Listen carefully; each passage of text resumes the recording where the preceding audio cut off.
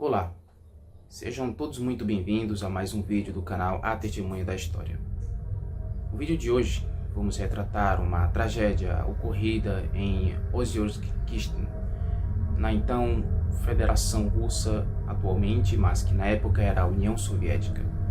Essa tragédia acontece no dia 29 de setembro de 1957 em uma fábrica de reprocessamentos e enriquecimento de urânio ou materiais nucleares com fins ou destinação para dispositivos nucleares ou bombas atômicas, como queiram.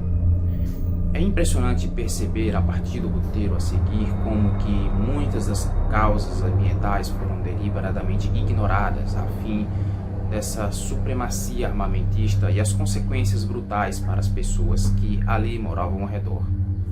Tal como aconteceu em Chernobyl muitos anos depois, a população foi silenciada e elas próprias não sabiam da ocorrência do que estava acontecendo.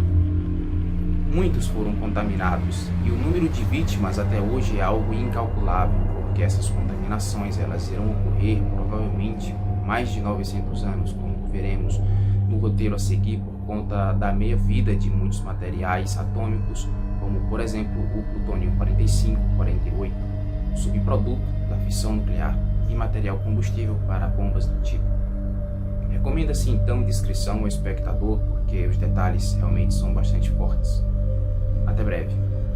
Múltiplos desastres acompanham a humanidade, sejam eles de caráter natural como chuvas, enchentes, tsunamis e outros, ou mesmo os causados por eles próprios.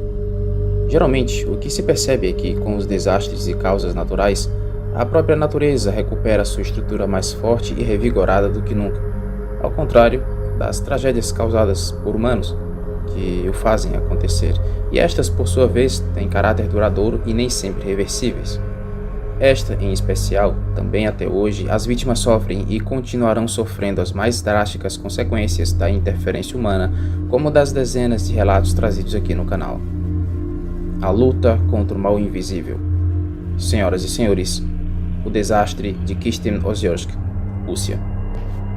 Este acidente de contaminação radioativa, que é datado de 29 de setembro de 1957 em Mayak, um local de produção de plutônio para as armas nucleares e fábrica de reprocessamento de combustível nuclear para então outrora e poderosa União Soviética, é medido como desastre de nível 6 na escala internacional de eventos nucleares, tornando-se o terceiro mais grave acidente nuclear da história, após o desastre ocorrido em 2011 em Fukushima Daiichi e o desastre de Chernobyl, já narrado aqui no canal, alcançando este o nível 7 nessa mesma escala. O evento ocorreu na cidade de Ozyorsk, que fica no Oblast de Chelyabinsk, uma cidade fechada, construída em torno da fábrica Mayak, dado que Ozyorsk-Mayak, também conhecido como Chelyabinsk 40 e Chelyabinsk 65, elas não estavam marcadas em mapas. O desastre foi chamado então de Kishtym, que é a cidade mais próxima conhecida. Naquela época, que estamos nos situando na Guerra Fria, em mais um dos seus auges contra o que se propunha política nacional, contra o imperialismo ocidental e americano, sendo este o seu mais árduo rival, já que no início da Segunda Guerra, os soviéticos começaram sua corrida armamentista e nuclear atrás dos americanos. Até que o cenário mudaria no ano de 1953, quando a União Soviética realizou seu teste bem-sucedido com seu dispositivo nuclear de hidrogênio, e a partir dali, o mundo passaria a viver sob uma constante ameaça mútua entre as potências. Então, para a construção de armas nucleares, não é só necessário possuir múltiplos reatores para enriquecimento de urânio 235, 238, mas também instalações para armazenar adequadamente o material. Então, construiriam a fábrica de Mayak às pressas entre 1945 e 1948 para melhor armazenamento do material. Tudo obviamente estando sob a máxima do sigilo ao estilo que os soviéticos sabiam de melhor, até porque cerca de 6 reatores foram construídos ali. Então, utilizaram um sistema de refrigeração de ciclo aberto, descarregando água contaminada diretamente de volta para o lago. Inicialmente, Mayak estava despejando os resíduos altamente radioativos em um rio próximo, que estava levando os resíduos para o rio Oby, fluindo mais para baixo até que alcançasse o Oceano Ártico. Mais tarde, o Lago Karachay foi utilizado para armazenamento ao ar livre, Não é novidade para ninguém que, infelizmente, os sistemas soviéticos nunca deram a mínima para as questões de segurança, como as situações ambientais, e isso cobraria um preço inestimável à população local e também aos trabalhadores da região. O local recebeu o codinome de Cidade 40.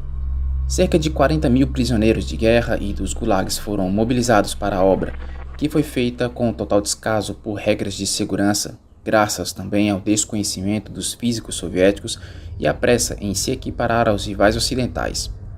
Então, como o armazenamento era feito ao ar livre, se tratando de material nuclear, não tardou para que uma sequência em cadeia se formasse para que um desastre ganhasse contornos e formas, além das ambientais, que era uma realidade a partir desse histórico de uma instalação de armazenamento de resíduos nucleares. Sistemas de refrigerações líquidas foram adicionados então por volta do ano de 1953, e estes eram compostos de tanques de aços montados numa base de concreto de 8,2 metros de profundidade.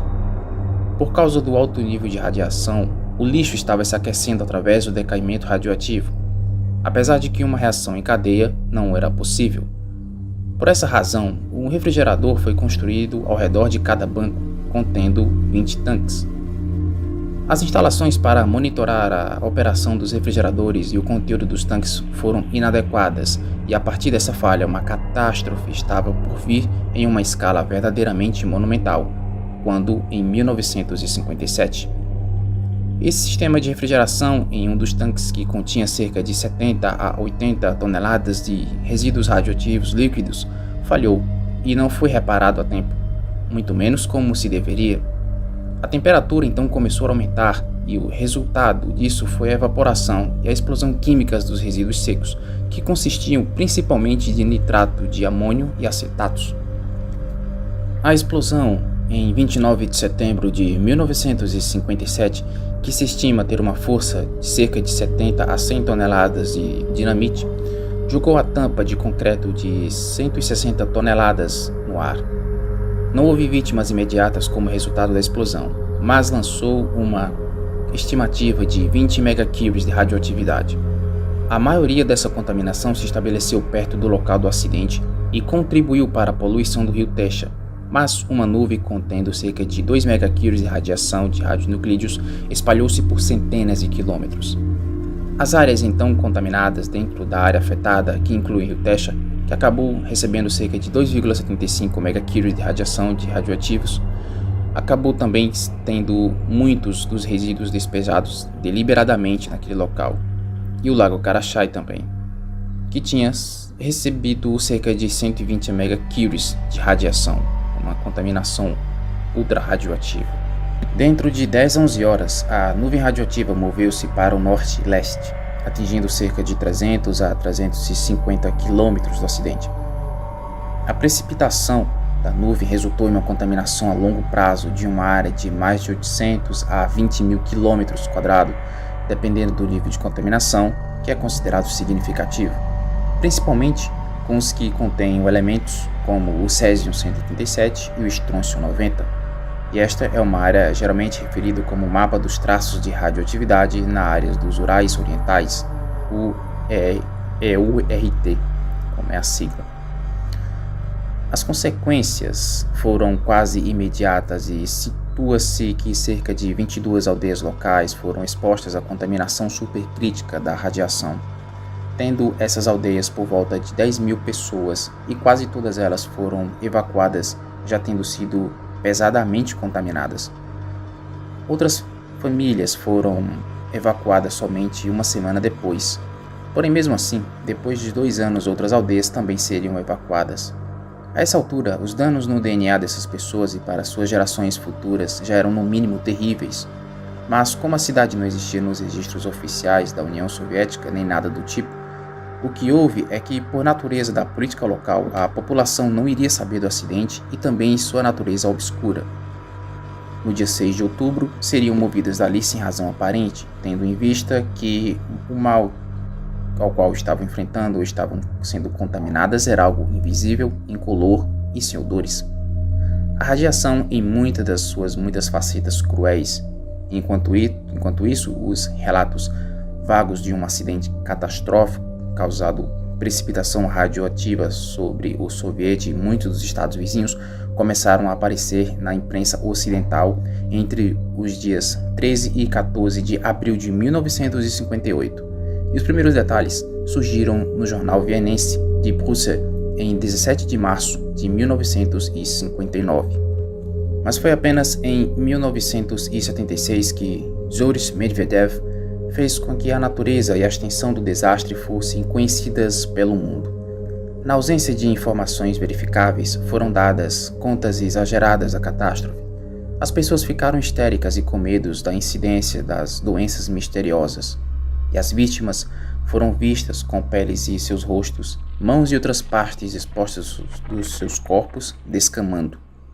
Um efeito direto da queimadura causada por radiação em sua exposição alfa e beta e muitas vezes na escala gama.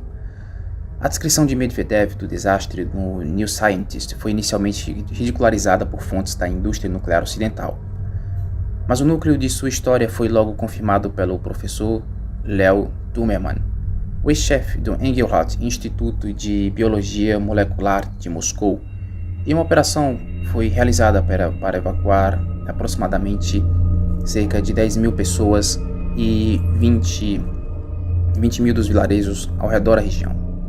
Mas nenhuma explicação foi dada ao processo, que levou quase 2 anos para ser concluído.